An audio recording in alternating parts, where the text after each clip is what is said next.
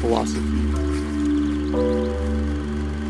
questioning, enlightenment, deep conversation, spirituality. This is the spiritual download. So how does that relate to goofiness? Because I wanted to talk about the value of just being goofy and being funny sometimes. How do you connect the dot between maybe you're not your thoughts and then just expressing goofiness? Yeah, that's an interesting connection. For me, so much this I think there's this piece of me that's and I think this happens in all of us. It's like we're afraid to laugh because we assume that to laugh is to dismiss, that which is. No, this is serious. This is intense. You can't laugh at life because that's that's like an escape. And I think it can be used that way, mm-hmm. But there's also this laughter that's a surrender. It's I get in this mode of thinking, I've got to understand this. I've got to get on top of this. I've got to know the details of this, and wrestle these ideas and understand it, which is really good. There's a lot of space for that. But if I only ever live in that space and it's all about me, it's all those start with me. I've got to understand. I've got to know the details. I've got to learn, and then it's all about me. Mm-hmm. And I can, getting to this place of where you can just laugh and sort of, laughter in that instance, I think is this, I don't have to understand it. And I can let go of that need to understand it, and I can just be in it. That's why, why is it so hard to explain to somebody why something's funny? Because it's not logical. You can't explain why things are funny. Things are just funny. Yeah. Right. So it's we're by us being mutually goofy together, we're creating this letting go process. Yeah. Of it's building community. It's hey, join if you want to be goofy with us. We're just gonna do random things and laugh mm-hmm. about it. You want to come, it's kind of like a stepping back from this place that we call the it space, life, other people, the world, my job, things like this. And how do we maybe step back from that a little bit, relax, and being goofy seems to be a pretty good strategy for that. Yeah. Oh, it's so free, and it takes off so much of the pressure that we put on ourselves, and it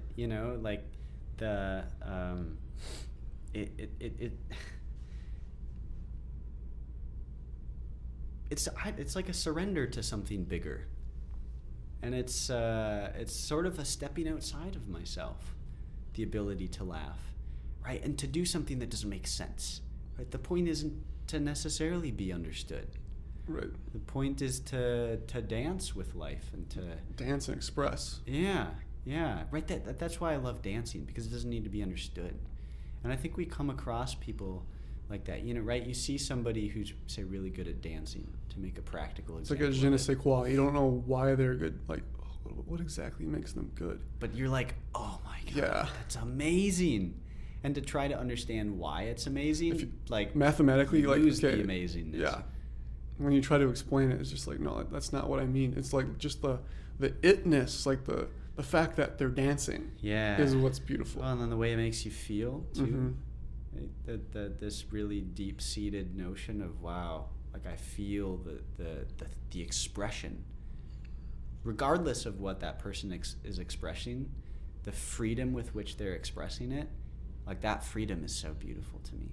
And I think humor has a lot of that space. Is the freedom to just be and to not, think about, does this make sense? How am I being perceived right now? That right, thought. That thought is always. That thought's in my mind a lot. It's in a lot of people's minds. How am I being perceived by the world right now?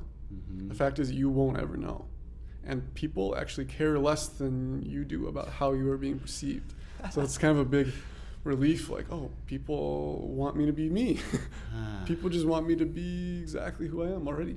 Yeah, and know? then you being you allows them the space, Like, oh, more okay. space to be them. So this is what we're doing. We're loving, we're just vibing. Yeah, and I think that's why it's so important we talk about loving yourself, to really love yourself first before you can love other people. And it's never that direct, right? It's never like figure out yourself, love yourself, and then go love other people. For me, it's always everything's happening in tandem, right? Yeah, And it's so always it's a like, relationship, and what is the energy? What's the energy that's connecting these two separate things? But it's like that's what's creating the oneness between the two things. Is like, oh, it's that same energy. Right. But foundationally, I think it does come back to loving yourself, because, right, then tying it back to humor. Yeah, there is, if you can get to that place where there is no, I need to do this to, like, because I need people to perceive me in this way, there's like, that's kind of erased, and you just be, and you just do. And so that's like, that's where the best humor comes from, is it's not self-critical. It's not putting limits on itself. It's not self-checking first. It just is. It is what it needs to be. And that's like the purest humor, right? Right. Like, I just think, I think there's this moment, which is now, but like you can begin to see life unfolding, into itself. And that's this place where creativity lies, is like, wow, the moment is literally unfolding itself into what I perceive, what other people perceive as like the world, but it just seems like a lot of people interpret it very differently as to like what's being unfolded, just based on like seeing how people's, just like by their facial expression. Sometimes as you walk down the street, you realize that like, okay, they're going somewhere, or they're worrying about something, or people who kind of divert your gaze, like, because I like to like look, I live in a small town, and like I like to look people in the eye and say hello, but sometimes in the city, people divert the eye contact, and you're like, why? What's this boundary that's there that we're not connecting? We see that we're human, but we're not connecting on that human level. We're connecting on some sort of mechanical, like, mythology. Yeah. Well, and then we approach each other with so much fear a lot of times. Yeah. I've been noticing that in myself a lot lately. The cashier at the grocery store, I kind of get that pent up, a little shyness, tightness, and shyness. Yeah, and this sort of awkwardness. What do I say? Do I say anything? Maybe they're having. This is a weird thing that I think we maybe all do. Maybe they're having a bad day. I shouldn't say anything because, like, they don't want me to get involved with their life. Yeah. It's like, well, you already are, just by being there. You're involved with their life right now, so you might as well. How do you make their day a little bit better? Right, and that's so ridiculous to me that thought process of, oh, maybe they're not doing well. Oh, maybe I should just leave them be. But that's this downward spiral, and that's how it continues. Yeah, that's how it continues. What do you have coming up that you're looking forward to, either with work or life? I think a really big thing for me right now is that question of integration, and how do, right, like authenticity and honesty. How do you bring that into, how do you bring it into relationships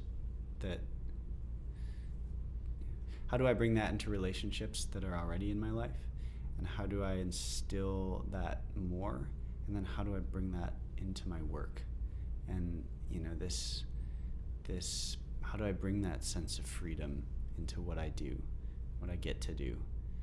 I feel like what's been happening a lot, particularly with my work, is it feels like this falling into the work, not so much a grasping at. And so much of the past years for me have been a grasping at, like, what is it that I'm trying to do? And like, oh, yeah, this example that I see in the world of somebody else doing what they're doing, that's got this major seed of what I want to do. So I'm going to grab onto that, you know, and then like I try to hold on to that. Mm-hmm. And then I see 10 other examples of beautiful things that people are doing in the world. And so then I got to like, oh, okay, I got to grab onto all those and hold those. And I'm trying to like hold all these other things that other people are doing. I'm trying to hold all those and bring it into myself, when that's kind of stressful. And it's really like, it's really heady. And how can I just fall into the work? The work's already there. The work is, I just need to find it. I just need to fall into it. And that's been happening more and more, especially at a place like Impact Hub, where I just meet people and they're like doing work that somehow overlaps with the work that I'm doing. And then I see how, I see potential, or they see potential in what could happen next. And what a neat space to be in. It's like, that is my life. It's not just my work. It is the potential is so high for like all this, all these like spiritual, what we call spiritual things are totally not separate from the work I get to do. It is actually the same thing.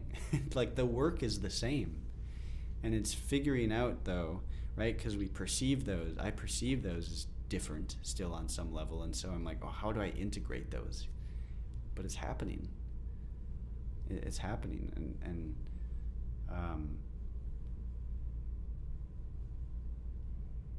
yeah, I don't know. What's something that you would want the listener to take away from? I mean, I know that people take away their own thing from every podcast, one podcast, but a million different interpretations of it. But what would you want someone to kind of walk away with from this podcast? Like freedom can be found in any moment. And that freedom is like it's this kind of taking away so many of the unnecessary walls that we put up around ourselves. And all the, a lot of these walls we've convinced ourselves are so necessary. No, I shouldn't be open, I shouldn't be vulnerable, I need to appear professional, or I need to appear as if I have it all under control. A lot of that's the ego. It's like, just last night I kind of had this really palpable sense, like this really naked look at my ego, of like this really having this really deep identification with my soul.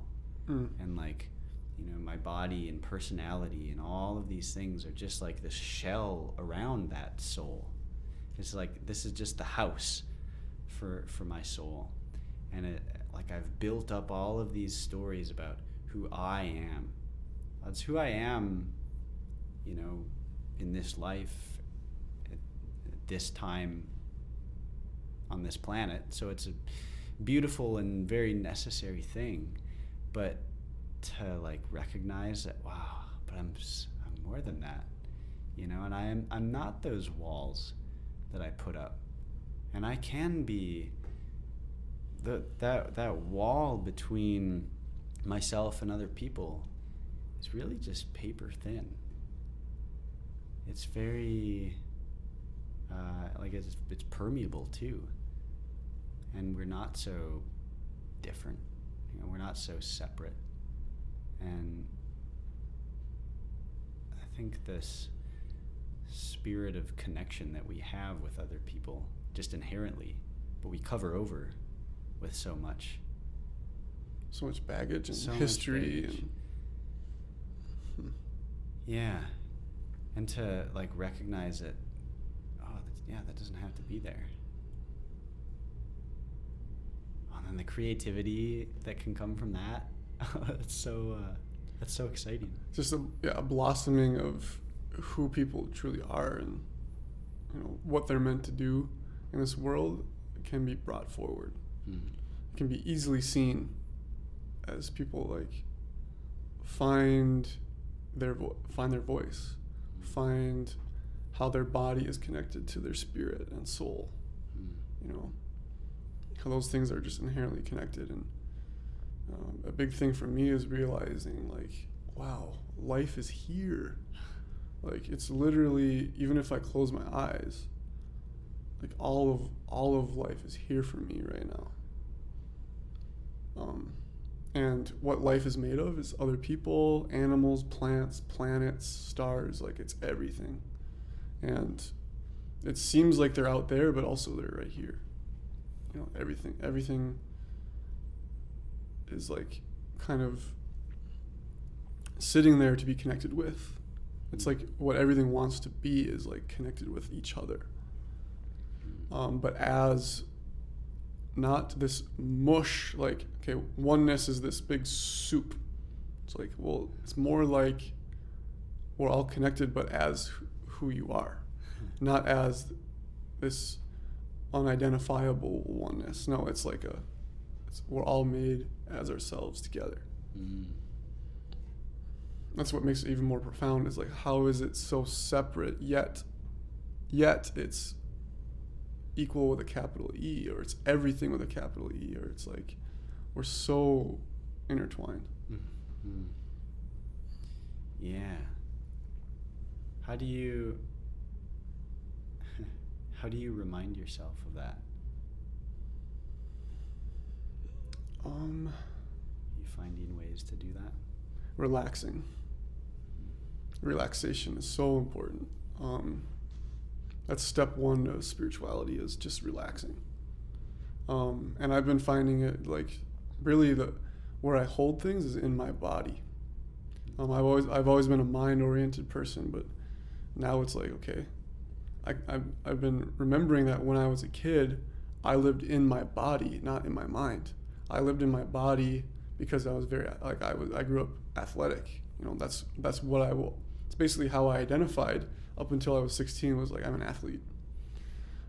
So I've been lately I've picked up playing basketball again, because I'm kind of reuniting with like, okay, I used to like just live in my body and be in the moment and flow and like shoot hoops and catch the ball and dribble. And that's where this flow state is, of relaxation. Relaxation is not just like, okay, I'm gonna go sit by the pool and get tan. No, relaxation is like, you can feel vividly in the moment, like your body is talking to you, right? And it's telling you exactly what it needs. So it's telling you, okay, I want to go play basketball, go do that. I want to stretch, go do that. I want to go for a jog, or I just want to sit and breathe heavily for a couple of minutes, take a deep breath. I've been finding a lot in my breath too, is like, okay, just time to relax, take a deep breath. And sometimes you might want to close your eyes or open them big and look around. It's just like, depends on what's being asked for you in the moment. Yeah, wow. So with that basketball, it's like you're integrating your new self with your old self. It is. And it's almost like the old self was somebody else, in a sense, that like, I was saying this yesterday, but when I was 15, 16, I was pretty good at basketball, but my depression and my anxiety made me not be able to see the court holistically. I couldn't even see the players on my team because I was so focused on myself and how I was being perceived as a basketball player. Wow. You can see how that's a barrier. If as an athlete you begin to have an expansive visual field and you can begin to witness your body in comparison to other bodies, you can see how like then the dribbling and the shooting begin to happen on their own. You can relax into the basketball playing. So like it's literally just basketball happening, and you're able just to be there and appreciate other people's abilities, but also your own abilities in the game. And then every day you go back to the gym and you just get better and better, and then you just enjoy it more and more. But it's, again, that's basketball is something like I just happen to be good at, and but that's a time I'm not doing something I'm not good at. I'm not bettering myself in something like painting. I kind of want to get into painting this summer a little bit, just because my little brother told me about, just paint something, try something new. So I might do that this summer. So just to find different areas of my brain that I haven't tapped into yet, just to learn more and more about, what's this potential of who you are. Yeah, I did that several weeks ago. Did some painting, and it was so nice because it was like, didn't have to be perfect. I just I enter so much of my life with this expectation or this assumption that the creation of it has to be perfect. Right. So then I've put so much pressure on the creative process already. When painting, it's just this brush stroke, and there's so much freedom with that brush stroke, and then another one, right? And you just no thought of where it's going, and it just kind of creates itself in a way. There's a lot of beauty to that. Yeah, and I don't do that with art very often. Or as most people label artistic, I don't. My art is stretching, yoga, and sports. For me, that's how, and teaching. That's how I express myself. But I know other people do it in other modalities, and I think the point of school is to find out what is your modality. What is your strength? How can you express your passion through your strength? I taught a class called Life Strategies, but I was trying to say that, to these 15-year-olds. Hopefully they learned something, but I don't really know what they learned. But, the goal is to be intentional about hey guys, finding your passion in life is very important, very, very important, And I don't know if it's a privilege to find your passion, because a lot of people in life are trying to survive paycheck to paycheck. Yeah. Well, I wonder if too this is where kind of the idea of even finding yourself. I wonder if developing is a better word. Develop your passion. Because there too, I think with passion, it's sort of like when we tell kids, you can do anything you want. Wow, that's kind of intimidating. There's a million options, and then you're just frozen, So then finding your passion. I've got to find out there what's my passion. Yeah, my passion's out there. Right, it's develop it, let it come. It's already there. It's already there, yeah. But just lean into what's exciting. Yeah, what excites you? What motivates you? What would you do even if you weren't getting paid for it? Mm-hmm. Yeah, just self-reflecting and journaling on these kind of questions.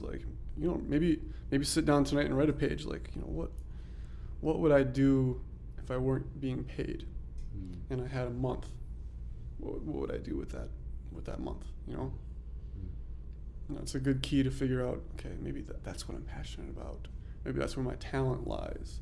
Maybe that's where my voice is. That stuff's always excited me. So that's why I want other people to, feel that, but maybe it's not for them. Maybe excitement and passion is not for everybody. I don't know. For a lot of people, passion and excitement come in very simple, traditional ways. Holidays, weekends with family, really simple things. A lot of people don't end up changing the world. Well, and even like changing the world, as we often think of that phrase as, right? Like everybody's changing the world. Everybody's changing the world. You can't actually not change the world. Yeah. Right? You have no option. Yeah, you're introduced into a particular self in this thing called oneness, and you're like, okay, well, what am I doing here? You're like, find yourself swimming in life, and you're like, okay, where am I supposed to swim? You know, or how do I learn how to swim faster? And you know, it's kind of scary, but then once you find your stride, like, okay, like life isn't that hard, you know, as long as I just remind myself of like the beauty of simplicity, the fact that I need help from others, the fact that, you know, I'm a talented person. I have talents to show the world. I can do this job to help other people. And I mean, once you find that, it's life kind of just unfolds for you. Right, which is not the same as saying that it's easy.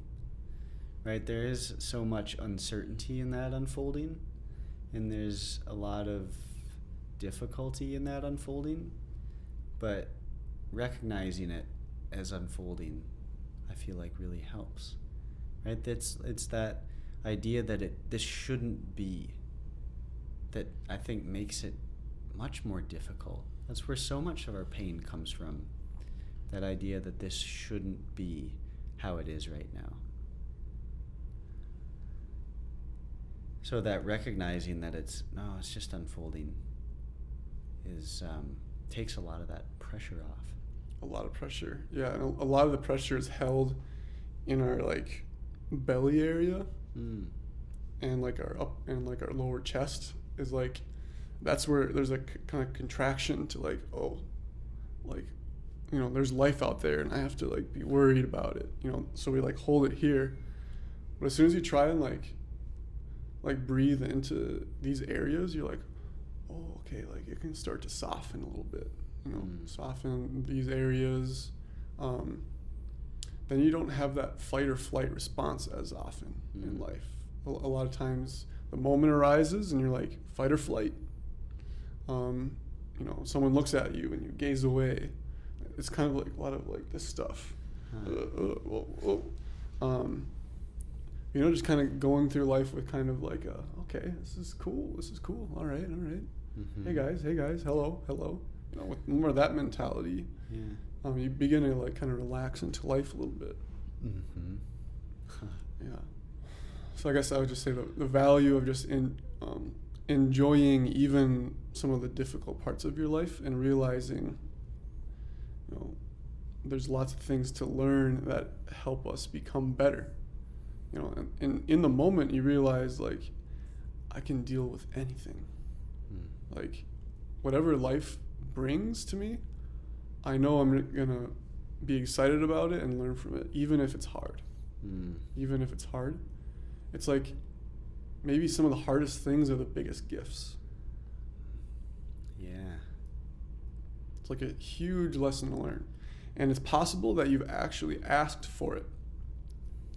What if we've asked for these big difficult things in our lives so that they teach us how to become better and love more and laugh more?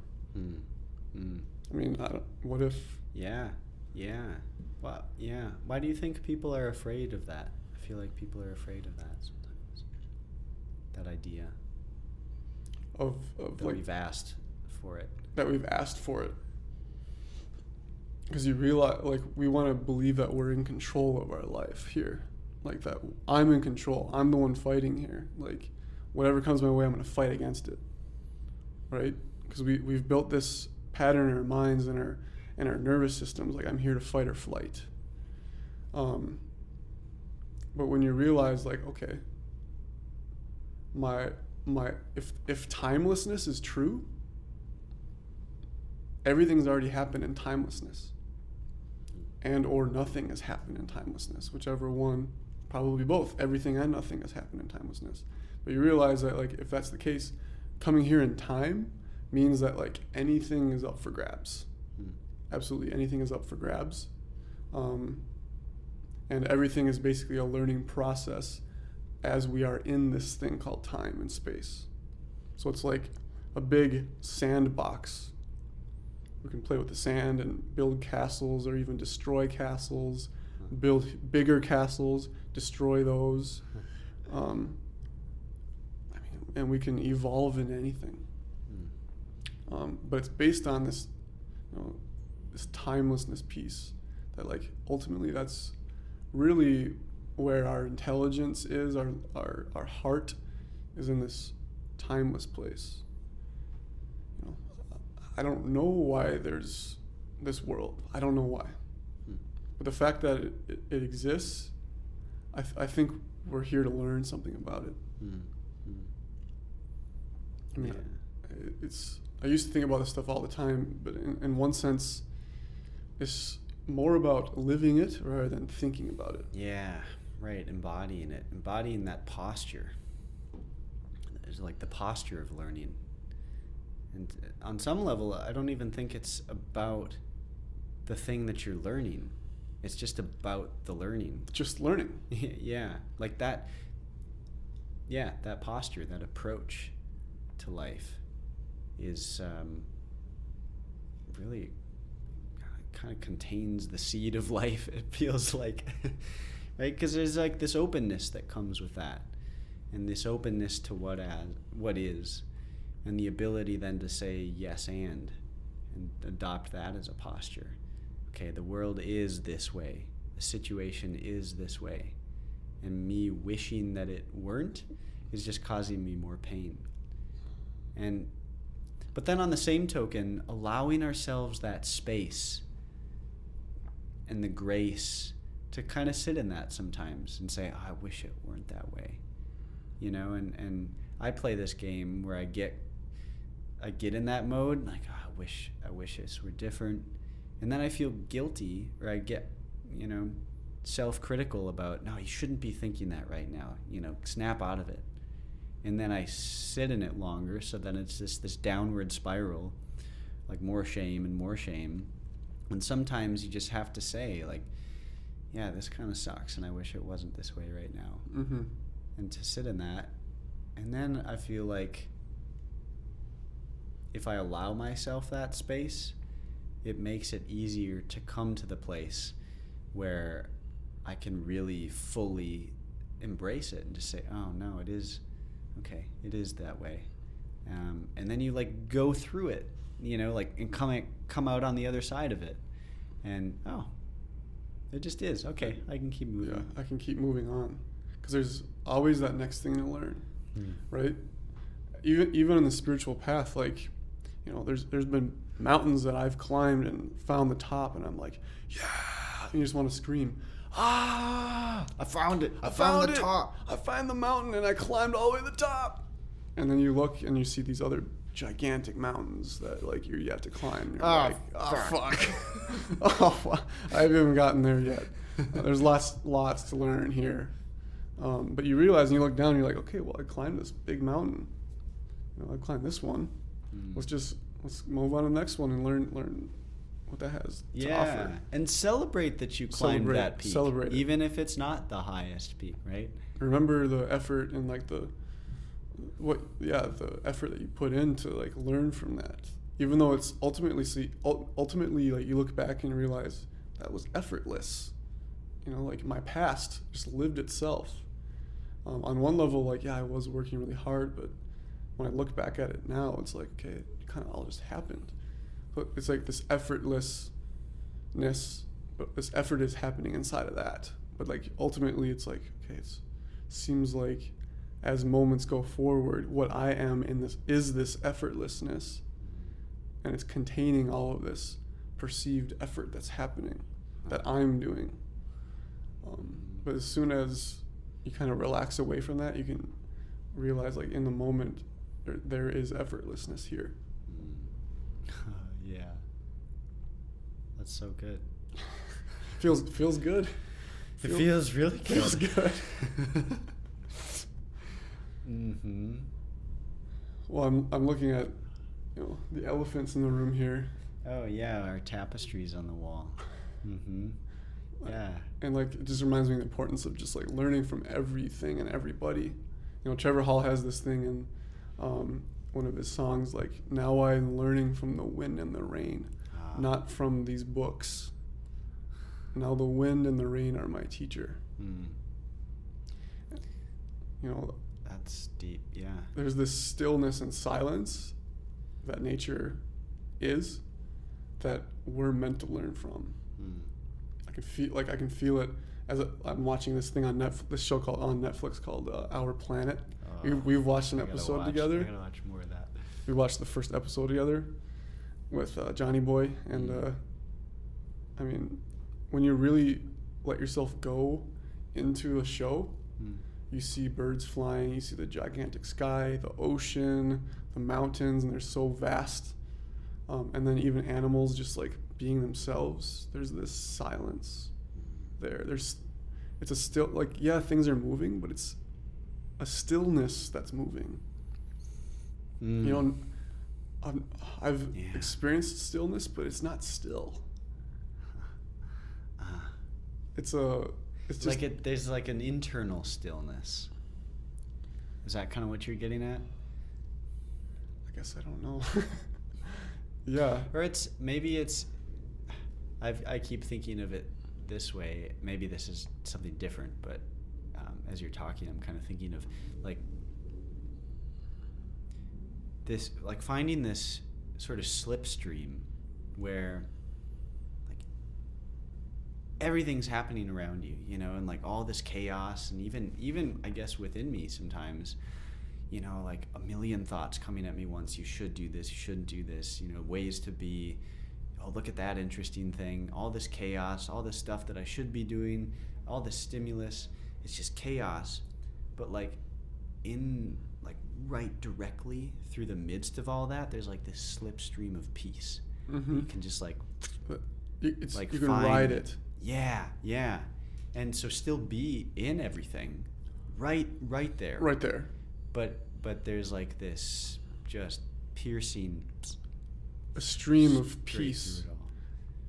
Like a stream of peace. Yeah. Or I guess you said a slit, or what is it? Yeah, it just like pierces right through everything. But stream, I like that. A stream, because there is a flow to it. It seems very flowy. Right. And that's like this profound nowness. You know, I was thinking the other day about how I kind of, for most of my life, have had some thought, different levels at different times of, you know, like, why am I in this body? Like, what's my soul doing here? You know, if I've been around for thousands of lifetimes, God, why do I have to do this human thing again? You know, like, why can't I just go rest somewhere else? But then I was like, well, where else would my soul be? Yeah. There is only right now. There's only here. There is only right here. And it's like the profundity of that. Oh, then you like, that's when I tap into that stream. Yeah, I've never noticed that, but that's definitely true. Is like, okay, well, I'm here now, infinitely, but right now, I'm Nick, or I'm Kyle, or I'm Susie. You know, that's beautiful. That's beautiful. Yeah, and to like then fully step into that role. Yeah, it's a stepping forward. Wow. It's like yes, I am me. It's a declaring that like I've found my voice and this is who I am. And it's not like I don't care what you think. It's like isn't that amazing? Like, I'm who I am. You can be yourself too. And I want you to be yourself. Yeah. Yeah, I'm just hoping kind of in this very practical realm, like as politics continue, like how can we build a society that's the basis, is people being able to express who they are, self-expression. So going from survival mentality to self-expression mentality. I think that's this line of development that I think we're heading towards and that I want to see in the world. Yeah, I think it's developing more and more, faster and faster. Because there's more opportunity to do it, I guess you could say, on some level. There's also elements of it that make it harder. so many voices coming at us, more now than ever, telling us what we should be and who we should be. But there's more avenues for that, for our expression to take shape. Yeah, it's almost like life is being compacted into this moment or this time period. Whereas if you look back in world history, it was much more like things happened very slowly. But now it's like everything's being speeded up, and we're getting addicted to weird things that we've never been addicted to before, and our attention spans are so bad, and we desire relaxation more and more, but but paradoxically we're being shifted away from this relaxation because we're working hard. Right, we got to get more stuff to relax. Work harder so that you can relax. Yeah. And then you have less and less time to relax. There's less time and space to be yourself. It's so ironic. Yeah, and just like having this feeling here at the Impact Hub, like I feel like people are working, but it's like this environment is shifting towards the self-expression. I guess like archetype or feeling. Yeah. No, I sense that a lot. Very much in this space. So many of the people that I get to work with too is a tapping into that, and sort of realizing this, being in communities, being in places that have realized and are realizing that expression is really what the world needs, and it's what we need as individuals. And that we don't have to fulfill this script that we think we have to fulfill. Right. Which, right, is not to say that this isn't to say that we disregard responsibility. It's actually more responsibility in a sense, right? Because I think there's that sort of line, society's voice says, no, you can't just like totally let go and be yourself, because then you're not gonna contribute to society. Yeah. Well, yeah, I'm not gonna contribute to society the way that it expects. but it's actually going to be a more fruitful and more loving contribution to society. More sustainable. It's much more sustainable to be exactly who you are than trying to constantly be pretending that you're somebody. That like a labeled. Like as soon as you're trying to become this label, this status, that takes a lot of effort away from your heart, really. And that can be painful when that's done for such a long period of time. So with the idealect, we're talking very practical terms, like what do you see the next steps for like being an impact in the world? What are you looking forward to? I think a lot.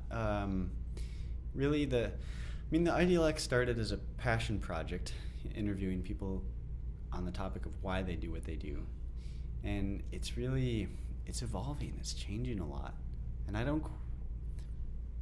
know where it's going, but I don't know how to say where it's going. Sure. Because it's just this like sense, it's this feeling. But a lot of it has to do with creating that space for people to, really learn about themselves through the lens of story. And there's so many possibilities. Speaking on the practical level, I think a lot of times it takes, like, my work takes this form of, like, there's a difference between the mode of expression and the work itself, in a sense, and so a lot of times it looks,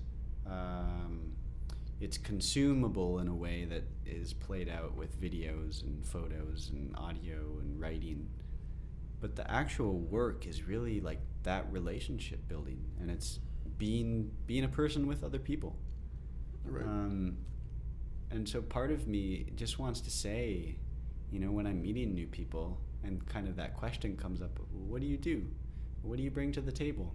Part of me just wants to say, I can be human with other humans. and that's okay. And that's the work. That's really the work. It's like it is developing those relationships. And it's right, that doesn't really fly in our world. I do that too. Everybody does that. Yeah. It's like, Who doesn't do that? who doesn't do that? But actually, like, really, that's just what I want to say, because there's so much depth in that for me. It's that creating that space that says, I see you and you're seen. That's one of the most powerful things that we can experience, and we so undervalue that. Right? How does it feel to be how does it feel to be seen, like to really be seen? By someone else. By somebody else. Yeah. And yourself. Yeah. Yeah. To really see who you are. Mm-hmm. That's where people come alive. Yeah. And so my work, I want it to be that, creating an ecosystem of people who are coming alive. And I think story has a really big role in that, because we learn through stories. We learn through, there's all these themes in stories that go beyond a logical explanation, right? You can tell somebody a 5-minute story with infinite layers of themes, Mm-hmm. and they're going to take way more from that than me spending 10 hours laying out precisely all the themes in the story. Because what the story does is it creates the space for people to learn it themselves, learn the lessons of the story themselves, right? There's a difference in saying, all right, here's theme 1 and theme 2, you need to believe this. And if you don't, you're missing something. Right. That's so head on, it's so on the nose. And I just don't think we respond to that well as people. We don't respond well to information that's directly pointed at us. Because there's this assumption that, oh, it's coming from over there. It's coming from this other person, and they're telling me that I have to believe it. And our egos don't operate that way. There's always this sense of, no, I have to discover this for myself. And that's the deepest learnings. It's things that you do discover for yourself. And so conveying teachings through stories, and when I say story, it's really broad. It's not just a fictional story, or it's not somebody else's story.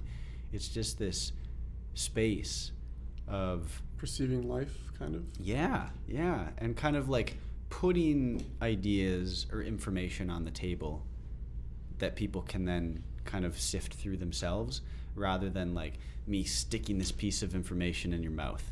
You got to believe this, right? That's what our political realm is. Believe this, don't believe that. If you believe this, you're wrong and therefore a bad person. It's so polarizing. There's no grace in that. There's no humanness in that. And that's what our conversations as a public are dominated by. They're so on the nose. They're so polarizing. And we don't have this space to recognize people as people. And so that work is more important than ever, is to say, look at this world. Look at the beauty in this. Look at all these things that we don't know. But here's ideas and here's thoughts. Like, what do you think of this? People learn so much better that way than saying, believe this. Yeah. Mm-hmm. And don't question it. Yeah. Yeah, for me in my life, like my freedom to question authority has been very important. Like all authority, philosophical authority, government, whatever. Like find out. I've had to find the sources that I trust, and it's been a long process, And I'm just beginning to settle in to find sources that I trust deep down. And what I didn't know was, like, I can trust myself. Wow. I didn't know that until just recently. Like, dang, like this thing that I am, like deep down that's what I can trust. Yeah, I feel similarly. Yeah. Like I'm discovering this really for the first time. Because you always thought, like, okay, truth is going to be found out there somewhere, but how do I find it? That's like the first 25 years of life. And then, your brain matures at 25, and I don't know if this is for everybody or just us two, but like, oh, I can trust myself, through all this 25 years of life experience, like, this is what I can lean on. Yeah, and I think there's there's a way for that to sound conceited, right? But it can be that, but it's so much more than that, right? Like, oh, I can trust myself. Oh, but what do we mean by ourself, right? And that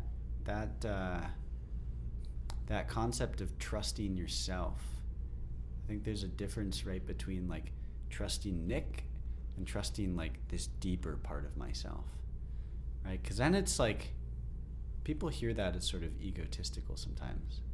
Well, if it's ultimately about trusting yourself, well, then you're saying you're God, and like at the exclusion of other people. You're God and nobody else is. Like, well, everything is God. It's like you're tapping into that. Yeah, that's what you're doing. You're channeling God basically when you're trusting yourself. Yeah, right. Yeah, so I just wanted to flesh that out because I know like that's been a barrier for me of kind of that language, trusting yourself. Well, what does that really mean though, right? And I think it is the same as trusting God. Yeah. On this really deep level. Yeah, relaxing, letting go, and trusting. This 3-step process is like been very powerful for me that I learned from Craig Holiday and ultimately like that's what our free will is okay. I realize the fighting and the fight and flight response, that's kind of this automatic response, like mechanical, that's been introduced into my life by evolution, the past. But really my freedom of will helps me choose to relax, let go, and trust what's there after you relax and let go. What is there when you completely let go? What's going to hold you? What's going to catch you? You won't find out till you try. Like, I could tell you it's God, or I could tell you it's nothing. I could tell you it's life itself. But I'm not going to be able to show you what that is for you, like, until the courage or the moment arises, like, hey, it's time to like relax and let go. Yeah, it's an experiential learning. That experience piece is needed. Yeah. Whew. That's a lot. It's a lot. Do you have any jokes? Yeah, now would be a good time, right? What did the fish say when he hit the wall? Damn. Damn. Wait, I don't get it. Wait, can you explain why that's funny? Explain why it's funny. Get that corn out of my face. Get that corn out of my face. Made me look like a fool last night. Well, this was really, really awesome. I hope that we can do this again at some point in the future. Yeah. And just explore more. Yeah. No, this is really good. It's even like thinking about these always give me new opportunities to think about things in different ways. Like thinking about my younger self. I've not really done that so head on for a really long time. Sure. Yeah, so hopefully other people can take stuff from this too. Absolutely. Where can people connect if people want to connect with you? Yeah, do that? So my project website is theidealect.com. So it's just the idea lect, Lect, idealect.com. Yeah, and that's one of those things that I always mean to keep updating, and I don't always stay totally up to date with it, but the spirit of the work is on there, so that's a good place to go. That's probably the best place, yeah. Sure. Yeah. Sure. Otherwise, check out Impact Hub, because that's where you're going to be. Yeah, that's where I'll be. If you're in Minneapolis, come down and check out Impact Hub. yeah, definitely. There's I don't say that lightly either. I mean, Impact Hub is it's a co-working space geared towards social impact work, kind of social entrepreneurship, which is entrepreneurship with a focus of making the world better, basically. It's kind of got a social good component to it. And I really feel like that space, that community is one for me, there's so much vitality in it, because it's still people who are doing stuff in the world, and it's people who have this really beautiful lens through which they look at the world. They see the realities of it and the difficulties of it, but it's this sense, it's accompanied with this sense of agency and this get-to-ness. Like the opportunity. It's not so much like, oh, the world's broken and I gotta fix it. It's like, look at all of these opportunities to inject goodness into the world, and we get to do that. So it's a really cool community to be a piece of, to be a part of. Yeah, that's amazing. For me, spiritualdownload.org. You can follow my blogs. I'm trying to write more, and you can find like my future interviews. I'll be interviewing Ishtar for the second time, Nice. and Jackson Holzberg for the second time, and then in May-ish, I'll be interviewing Nancy Neither Cut, who's been on Back Gap as well. So, and I'll be posting other topics. Like I'm going to blog about the infinite amount of levels that exist in reality, and like how each level is a perspective, and how all of us have a different perspective that's equally real. But also like all of our relationships are a whole nother perspective, right? So there's an infinite amount of levels, and I want to talk about that on a video as well. So stay tuned if if that interests you. So. Yeah, cool. Well, I'm excited. Yeah. Well, stay tuned. I'll see you guys later. See you in about a week.